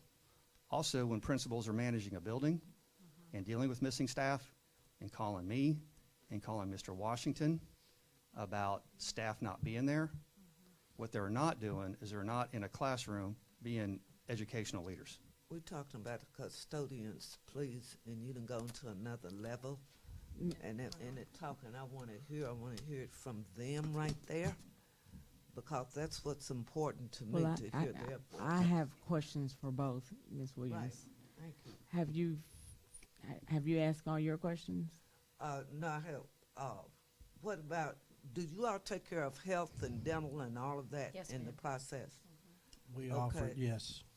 And the only thing that's bothered me, in your contract, when I was reading it, you said you all only do 220 days. You're like taking 15 days away from custodians and the salaries that they're making now in lieu of the 245 days that they work.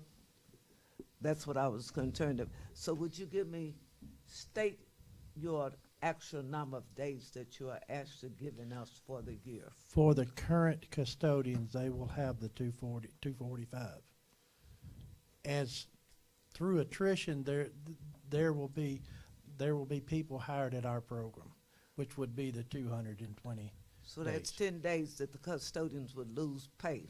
Well, No, not the your current current ones. custodians. I'm just no. getting the clarity. Yes. Thank you Not very current much. custodians. And Ms. Williams, not just the number of days, but again, this current wage rate is going to stay the same for those employees that we will bring over.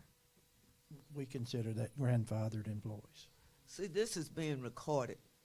And Yes, so ma'am. when we come back, want to hear the same thing because, you know, everything can be glory, but listening to those custodians tonight, I have a passion for anybody that's not making any money, not going to make any. Times are hard. But we as a district need to be responsible, caring people for what goes on in the district, okay? That's, you want to say something else? Go ahead. No, I'm not going to interrupt you though, but I will when you're done. All right. Okay, thank you. Any other board members have questions? I think she may have wanted to, is there something you'd like to say as a If response? that's okay. Go ahead. I want to respond because I sat there listening to those employees as well. And as a mom, I think care for one another and trust and the family unit is what I kept hearing. And I sat here with some of our other colleagues 2 weeks ago, and this team of gentlemen, which, by the way, that group will be led by Alan. They provide the one-on-one transition support, hand-holding through this process. We have a transition team that comes and not just meets with the group, but sits with them one-on-one. This group of operators and leadership, we have Clean School Awards. We have Employee of the Month Awards. We have all sorts of recognition and training for them to better appreciation, for them to better themselves, to improve in their craft. And we believe that that's part of bringing them into the fold and teaching them how to do what they do and what they've done for, listening to that, 15, 19, 28, 20 years, how to improve. And that's what we do. And I get it. The perspective is this big company coming in and trying to upset the apple cart. We wouldn't be in business if that's what we did, because we would just be going around making a calamity of errors and causing all sorts of transition that was meaningless. We do have process. There will be accountability. They will be trained properly in order to perform those standard operating procedures that we lay out, and that do work, by the way, that will enhance the facilities themselves, the environments that the children learn in, that the teachers teach in, the administration work in. Those principals are going to get hours back in their day. We do have process for that, and it is going to be different. It will be different. But it doesn't have to be different in a negative way. And that's, I get it. Communication's the key. And we were all talking earlier as we were listening. Alan wants to get in here. When you guys give us the thumbs up as soon as we can, and notice I said when, so please don't think I'm being presumptive. But wants to get in with his team and sit down and answer questions along with Mr. Stanger and Brian. And we want to make sure that these custodians know that there's care and there's going to be the support that they are requiring and that they deserve, quite frankly. I'm done with my soapbox. No, you're fine. Thank you. I normally always go last because by the time it gets to me, usually, but go ahead. I want to get really clear on this, because in your proposal, there was a chart that had these employees that were classified as floor workers or what, those different Floor techs. categories. It was showing 220 days, 230 days, and a cost, like a little range of per hour that it was going to be. So what you're saying to us tonight is don't look at that little chart. Is that what you're saying? That's that what we're saying. We're saying that everyone will come in at their current rate of pay and the current days. Now, as through attrition, there may be some changes, but everyone will come. If someone, let's say someone quits, we may bring someone in at 220 days. But the ones that But the from ones North that are Little Rock here School District, will be taken care of at their current rate of pay and their current days per year. is that going to change the cost that's on the proposal No. for the North Little Rock School No, ma'am. District? Okay. And I didn't see anything in the proposal on the benefits. I just like to know a little bit more about benefits. I can send you guys a copy of that. As a matter of fact, I gave a copy to Dr. Paluski in our first meeting, but I can send another copy with the cost involved. But we offer health insurance, dental, vision, accidental death, dismemberment, just all of the basic benefits. Pretty much the same that you guys offer. Just for perspective, right now I can't tell you, and Mr. Brown can't tell you what ours is going to look like, because the law changed, and the state is no longer paying us to pay those benefits. Mechanically, we don't know how it's going to work. They're actually taking foundation money, cutting the money they give us to pay benefits off the top, and they're essentially funding it just like state employees. So right now, we don't even know what it looks like for next year. Hopefully they'll figure the rules out and let us know. But just perspective, in the school district right now, nobody does. So let me go back on the benefits again. So are these benefits, like dental benefits or health benefits, is that included, or are they paying extra for that, or how does that work? Depends. They will pay extra for that. They will pay. It's ACA compliant. So and they can choose. And they can choose to. They can elect to have the benefits, or they can elect not to. And it's basically their choice. And we have a chart that shows. He's got a list of the benefits. List of benefits. I will send him the cost of that as well. We'll put that in your packet. Yes. We'll make sure we put that in your packet as well with all the benefits that they offer. Okay, so the little thing, I don't remember which page number. 2 weeks ago, I remembered some of those page numbers, but on that page that had that chart of they're going to have 220 days or they're going to have 230 days, just forget about that little thing right there. Forget about that for the current employees. Yes. Those are the current employees. Current employees. And so any current employee that you take is going to come over at the same pay rate they're getting now. Yes. Am I saying this Yes. several times? But I'm number of emphasizing days. that and trying to get that in my head. The same rate of pay and the same number of days that they have currently in the North Little Rock School District. Yes. We will put that in the contract. Okay. And if they want health insurance for themselves, they're going to have to pay for the health insurance. If they want dental benefits, they'll have to pay for the dental benefits. That is correct. And there's a couple of different elections. Some are cheaper than others. We've got one that's just more of a telehealth rather than an in-person visit, which is much cheaper than the regular health insurance. But you'll see that when you get the package and the cost involved. If you're an employee of the school district, you currently pay if you have medical. Say that again. If you have medical insurance now from the district, you pay for it. No, not everybody.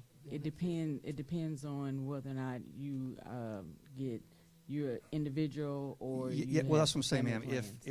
If you elect to get it, like I don't, the Army pays for mine. But if I want to be covered, I have to pay into. No, we have employees that they don't have families, they don't have children, so they get the They get that the very basic, the very basic. That's correct. the very, basic which coverage. the school district covers that very basic. So basically, they're not paying for it. Thank you. But that if is they that add is on their correct. family If they or add on a children, family, then they pay yes, extra. I was a classified employee. I know that if you get the basics, and because that's what I'd always get the basics, I didn't have to pay because the district paid for it. But if you add on a child or you add on a spouse, those are the ones that pay. Or if That- you want that is- extra that is coverage, correct. If you want extra the next coverage, level you coverage, pay. that Yes. employee Yes. will pay something because they don't want the basic Correct. because it doesn't cover very many things. That is correct. Correct. So, Mhm. okay. Any other questions before I dive in?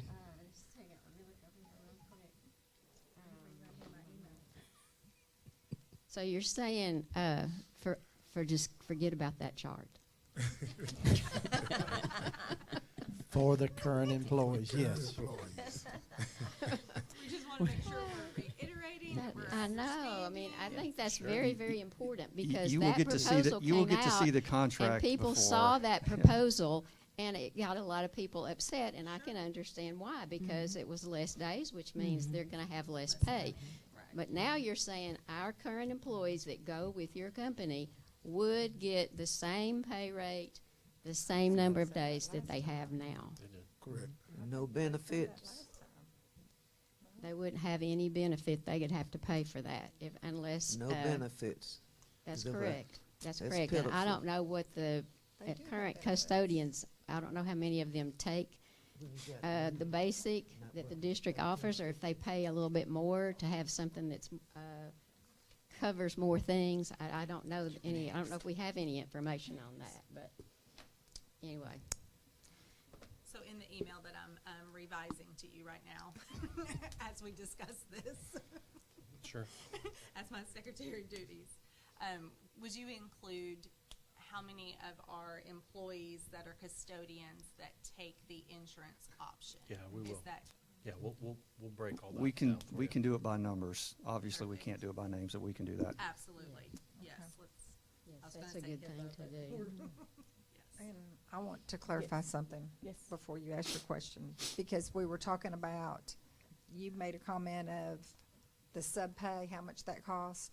And so in my mind, I'm assuming when you're telling us that we're saving money, that you've already included that sub-pay as part of the total cost of, The savings. just the total cost to the district of custodians. If That so. that is correct. We put that into the annual cost. That is correct because Okay. we've paid it every year. All right, so that was part of the savings. Correct. Okay, all right, So because part of the $500,000 savings is part of that. That's what she's asking. Right, right. you And said so if something, you added another 250. oh, and what I man, what oh, so if so that because I did it over 2 years. So what I was saying is, if you take the 500,000, obviously divide it by 250K, and then we're not paying that, and we are also saving 500K with ABM. Okay. So I'm just talking about the swing to the good. It's you're moving the So you're talking Hey. 750 then. total, but there again, every year that sub pay fluctuates. But generally generally speaking, not to the dollar Okay, and then ballpark. since we had open positions that we didn't pay, I mean, because you said we did do didn't some fill. sub, but anyway, we had That we didn't fill. that we did. I guess I'm just trying to quantify if all those were filled and staffed, we'd been saving even more money. Oh, that is correct. Yeah. That is correct. Hmm. So, The potential is bigger, yes. And what Yes. that is, I haven't done the math on that. okay, all right, thank you. I think she gets something. I don't know. I'm just exploring the 401k side of this. That I guess you can look at a 401k. You look at it very differently because A 401k you can have with you anytime. I guess you take that with you, even if you've paid in and then you work for ABM for 2 years and you leave. That 401k is still yours and it's available to you. However, the laws work on how you can get money from that 401k. Or you can keep it till retirement and then start drawing from that. Whereas with the teacher retirement, if you've paid in, if you're vested, you have to have 5 years in.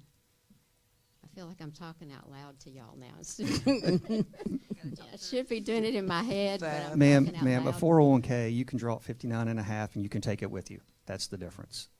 Okay.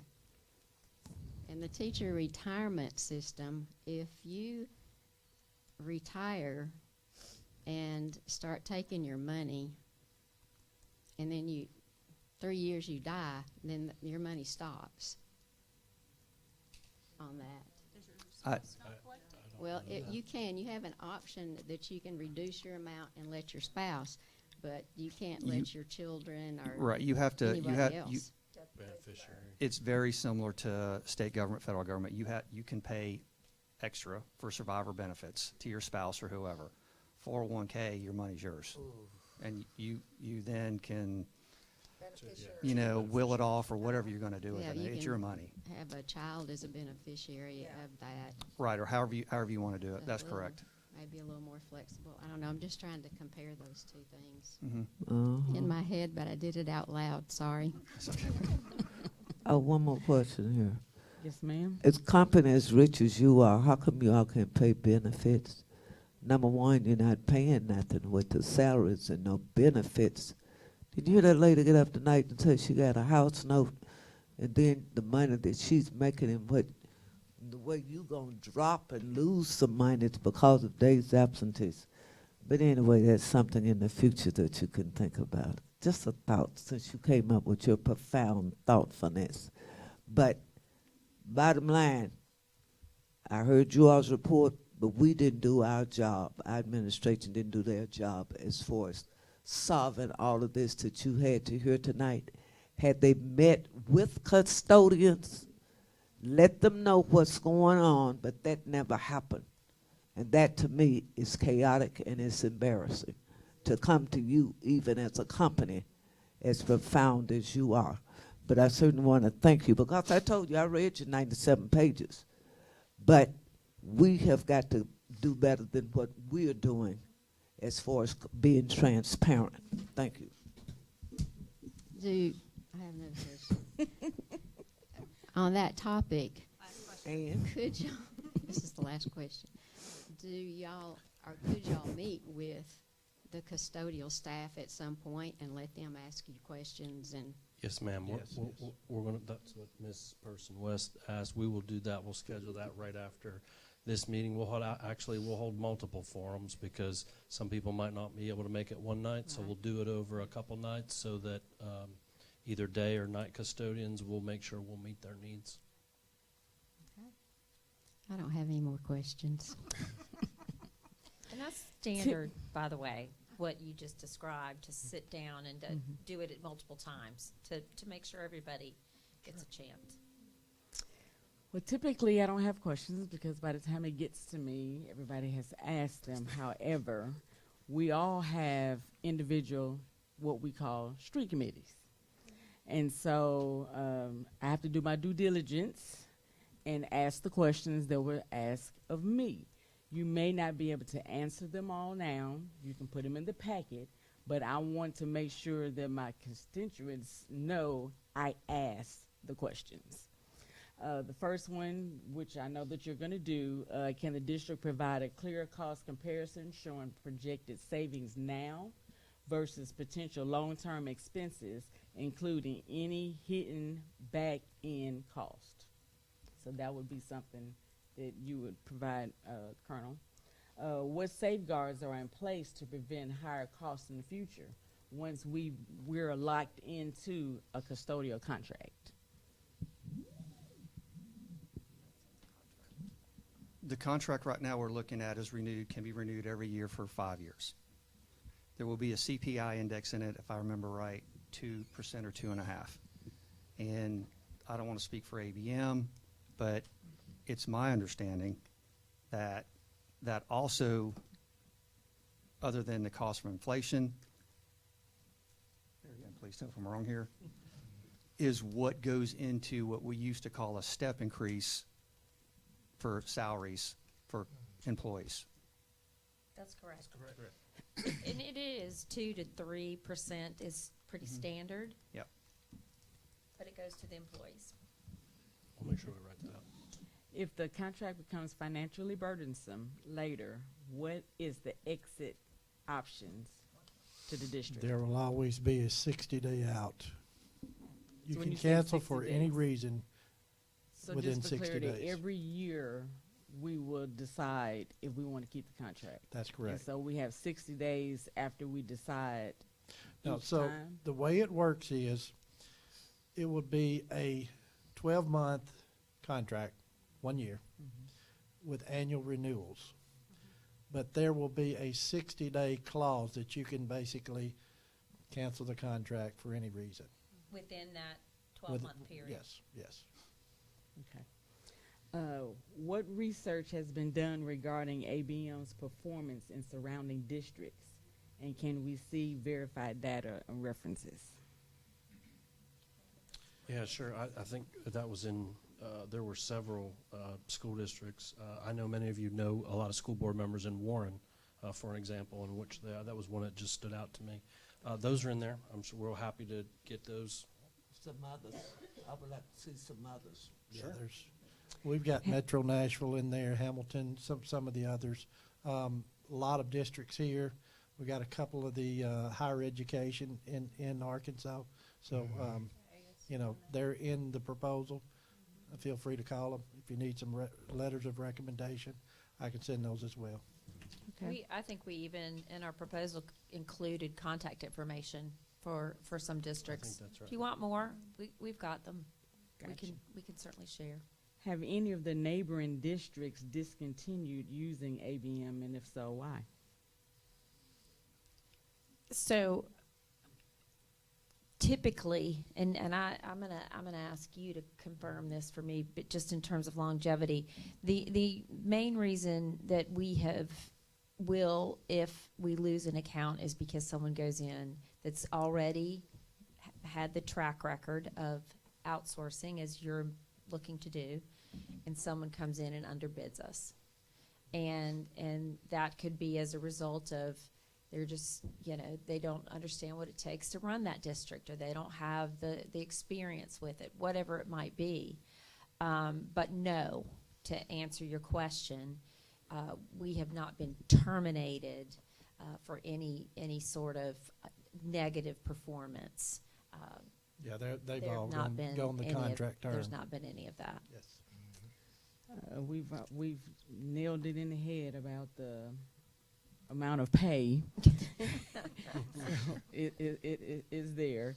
Can the district guarantee, because remind you, street committee have been calling, can the district guarantee that ABM raises will actually occur? It's been said on the street that once you guys have hired, they don't actually get raises. So, Dr. Redis,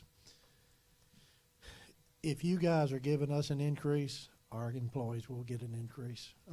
And the reality of it is, Okay. it's got to come from somewhere. Okay. Okay. So, if you want your employees to get step raises, Okay. then you got to give us an increase every 12 months. That 2.5% we discussed. Okay. That's what it is. What do you call that? 2.5%? What? 2.5? Does It's it a have- CPI increase, but The that's CPI right. increase, yes. Mhm. That's what that goes for, is for our That's correct. employees. Yes. Mhm. Then that brings me to the next one. Y'all are helping me with my questions. Has the district considered the custodian's preference to maintain their current pay even without raises instead of taking, well, you said that it wouldn't be a pay cut, but have we talked to them, what you said that you were going to do, to see if they would rather just not take a raise to help with the funding versus going to ABM? But you can explain that. Okay. Next, why not hire permanent custodians directly instead of using a temp agency and outsourcing? Good question. Let me under. Yeah, I'm trying to understand. Yeah, I'm trying to understand the question. Read that again. Because we're outsourcing and we also use a temp agency. Why not just hire somebody permanent in those positions? From the temp agency? We have. We have. Yeah. We have. We have. We had absolutely have, but it's several. done nothing for our turnover rate. So that means we still have positions Vacant. that are vacant. That we're Absolutely. using the agency for. Absolutely. Okay.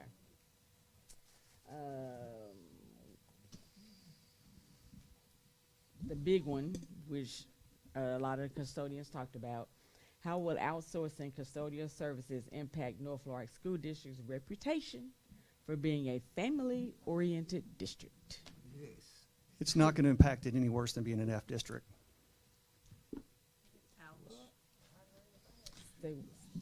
Repeat that again? So, yeah, just, so. I didn't here's- catch it. I didn't catch it. So, well, the fact is, we are an F district. That is a fact. That is just a pure fact. It is. It is. But here's one thing that I know about this company, and what I read when they visited with us, they are very family oriented. The morale boosters that they do, the training that they do, the recognition that they do, would seem like a very good fit with our culture. And that's one of the things that I like. There's many things that they can go into, what they do, how they give back to the community. Didn't even talk about that, of all the things that the company does to give back to the local community. Those are just a couple things. Okay. In your presentation, you had stated that there would be no extra fees for additional custodial duties, such as we have Saturday events, Sunday events, we have plays, we have late night athletics. Yeah. Will it be in the contract stating that no matter how many events we have, there's no extra cost? Yes, we agreed to that in the beginning, and yes, they will be part of the contract without extra cost. I remember that in the line item that included events, sporting events, week rentals. Yeah. I just want to make sure, because we have a lot. Yeah. We have a Recital lot. going on tonight. We've got a father-daughter dance going on right now. We've got basketball and volleyball. Yeah. We have a lot, and so I want to make sure. A lot of those events will be held during the times we actually got custodians on staff, so we can take care of that. But the Saturday events, Sunday events, after hours events, we will take care of those as well. We will schedule custodians to come be around during those school events, so that's something that we will cover. I have another question. Let me finish. Just wanted to let you know that I got you. Will I'm you let not- me have one more? I'm not going to forget you, but let me finish. We talked about the equipment. And my concern is if we sell our current equipment to ABM and we decide in 2 years, let's just say, to return to doing in-house custodial services, the cost to replace the equipment would overshadow the savings. So that's a concern for me, because you do have inflation. We know the way of the world. And so to go back and decide that we want the equipment. So if we buy it from you for a depreciated amount, we will sell it back to you for a depreciated amount. Okay. Okay. For clarification, can I jump in? Because you're buying all new equipment that we're paying for. So if at the end of 5 years, it would be ours if we got out. But if we got out early, we'd have to pay you the balance on that, correct? If we purchased it from you, yes. Yeah. Okay. Okay. At the depreciated amount. So the equipment that y'all purchase and put in here, y'all would just carry it away with you? If you want to purchase it from us for a depreciated amount, that would, we're okay with that as well.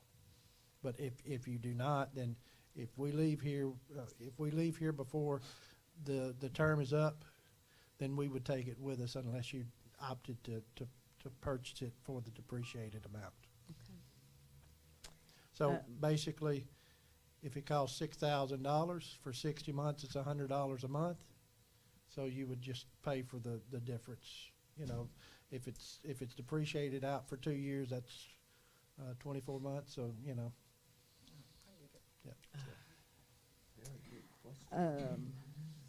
What happened to the original idea of piloting the outsourced program at the high school? What we had discussed was having the custodians from the high school to move to the campuses where there were openings, and we piloted at just the high school first. Sure. I mean, that can still be an option. However, I know that the board has tasked myself and our staff with looking at every place that we can to save anywhere we can to make sure that we can this year provide raises for our employees. That's still an option.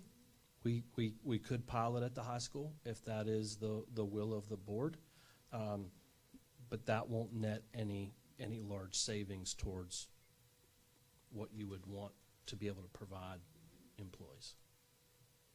So that my final question, and then you can have the floor again, is for me. I'm only one voice of 7. So I just need the reassurance that this is the most beneficial long-term solution for the district. Fair. Very good question. I do have one. I have one question, but do you want to take yours first? I'll go first. Okay. Because I might come up with a second one while I'm talking. I'm good. I only have one. No. Maybe we've talked about this and I've just forgotten it, but when y'all need a sub, y'all get the sub to come in? Yes. So how do y'all do subs? So we hire floaters, what we call floaters, that would call us every day, or we may just call them. But either way, we would contact them and say, "Hey, we got somebody that's going to be out at this school over here. We need you to go over there today." So we basically, and they're on call. Some of those would be cafeteria people that's wanting extra money, or bus drivers that want extra money. I mean, but that's what we do. We do floaters. If we don't have floaters, then we work overtime. We try not to work overtime, but there's times when we have to work overtime. That is correct what Clark is saying. Sometimes we have to use some of our full-time employees to work over to help out in a vacancy. But we have a talent acquisition team. They hire for us all the time. So they're on call whenever we need them. We put a rec in, let them know how many employees we need, and they'll find people in the community for us, and then we'll replace the vacancies as we need to. So that means somebody in this community could apply with you to be a floater. Yes. And be on call to come in and sub when it was needed. Yes. It's kind of like having our own internal temp agency. Right. We're constantly recruiting. And you would be surprised at the cafeteria workers or the bus drivers, or others that are working during the day that want, 4 hours in the afternoon, to subsidize their income. And they work part-time for us. It happens everywhere, so. Mm-hmm. And also our employees, as what they're doing in their off time, if they want to work as a bus driver and so forth, and they're not working for us, we have that happen as well. So it's a one hand helps the other. Mm-hmm. So when you include the comparison, can you include that other option of just doing it at the high school and keeping our employees as well? If that's the request of the board, we will do that. I need to see that. So say the question again, like I heard you, but I need Sure. Instead of doing it district-wide, we pilot it and do it at the high school only. Got it, thank you. I had one follow-up question, if you don't mind. What was, did you guys say the age requirements for working for you guys? To be 18. You have have to to be be 18. 18. Yes. So in my mind, if we have some high school students who want some Yes. extra money, holidays are coming up, I may come work for you Good on the idea. Yes. weekends. That And way it I can- happens. Okay. It happens. a good idea. Yes. Yep. Weekends, even on the summertime when they out in the Yeah. 18, when they turn 18 good in the idea. summertime, we're doing summer clean, they can come in at that time. Okay, very good, thank you. Okay, I thought of another question. Sorry, I do sorry. And that's because she just asked about this, doing it at the high school. So then my question would be, well, with the people that we had at the high school, would those be all new employees, or would we take some, let So- some of the employees we have currently go there, and then they would be So taking it that's- the same rate, or? Right, so remember, I guess when we talked about that before, where we had a lot of vacancies in the district, we would backfill those vacancies. Now, we'd have to go look at all that now, and if that's the will of the board, we'll have to get you that number of how many of those employees, and then where would they be placed within the district? Because in this pilot they would be the only ones contracted for that building. So if we contracted just for that building and they brought in all new employees, they could bring them in at 220 days and 230 Correct. days. Correct. Correct. Right, it wouldn't be, Wouldn't be what we have, what we've unless been one of our talking about. employees wanted to, sure. Unless one of our employees wanted to leave and go to them. But They'd be getting more money if we went. Anyway. it depends. Question, one last question. So I can have a clarity. Ladies always tell the truth. What is the, you know, I've read your 97 pages, but my mind is a little foggy on this. What is the cost per month that we would actually be charged per month for your services? Oh, gosh, I have to do the math on that. It was $200 and some thousand, I thought, a month. Come up where Brian Brown knows. Yeah. He'll get it for me right quick. Yeah. But I I'd have wanted to do to the know, math. because that to me is a lot of money, and I don't know what we were paying prior every month to custodians, and I want to see a comparison of that. That's very important. You found it yet, Mr. Brown? I thought it was on page 19 at one time, maybe 21. We'll put it in the packet. It's in the packet, I know, but just to hear again, I know what's in there because I read it. Say your page numbers again so I can look at it. I've got it up. 290. It's on page 90. Page 90. thank you. Yeah, because I had it up last week. Okay. You got it, Mr. Brown? Yeah, it's 2 million. You found it? Yeah. What- It's a little say bit the over 2 number. million, but. That's annual. yeah. That's annual. Yeah. So divide Do the that by math. 12. Monthly price is $200,000. How much? $200,000. Two- Turnkey custodial services, $200,266.15 plus tax. You got it, Ms. Walker? Mhm. Okay. His math checks out. Is that what you're wanting me? Just, yeah. And I want a My comparison calculator's up. of what we pay now per month, since we gotta pay that kind Got of it. money per month Got if we it. go in. All right? One quick question. Do you have other accounts around here that employees that work for the school district could go sub at those other accounts, like you have someone come in here? Like, are there opportunities for them to go to other, I don't know if you have any close by? I don't think Closest any. we have is Woodlawn, Woodlawn or McGee Star City. or Star Star City. City. Star No, City. Star no- City. nothing close Yeah. by. Okay, all Nothing right. that close, yeah. I don't even know where those are. I need a map. And we've been in Crossett for 20 years almost. Yeah, So, it's a couple hours Star drive. City's about an hour drive. Star City. Yes. So when I Woodlawn that's probably why 45 minutes. Okay. that's why I said surrounding. So Pulaski County, Jacksonville, Little Rock, Right. Conway. You haven't. No, they're, Not today, no. we hope to this year. Nobody surrounded. if I could have the last question, but I think this one's important. If I remember correctly, you offer a career pathway. So you offer the opportunity for an employee to move up get a higher pay. Yes. And there is a, yes, could you explain that? Yes, I'm a product. That's what I remember. I think Yeah, I when remember. I heard all the custodians that was here earlier that was sitting in the seat, I empathize with them as well because I was once sitting in that seat, but now I'm here in this seat. And I am a career path up ABM. Started in a custodial role that I can tell you the exact school, Horn Lake High School in South Haven, Horn Lake, Mississippi. That's where I started at. And I think I was there maybe less than a year, I believe, when Clark came and presented me with the proposal of taking on 6 schools in DeSoto County at that time. I was the floor tech, went to supervising, and then went to the account manager over 6 schools, high schools, elementary and middle school.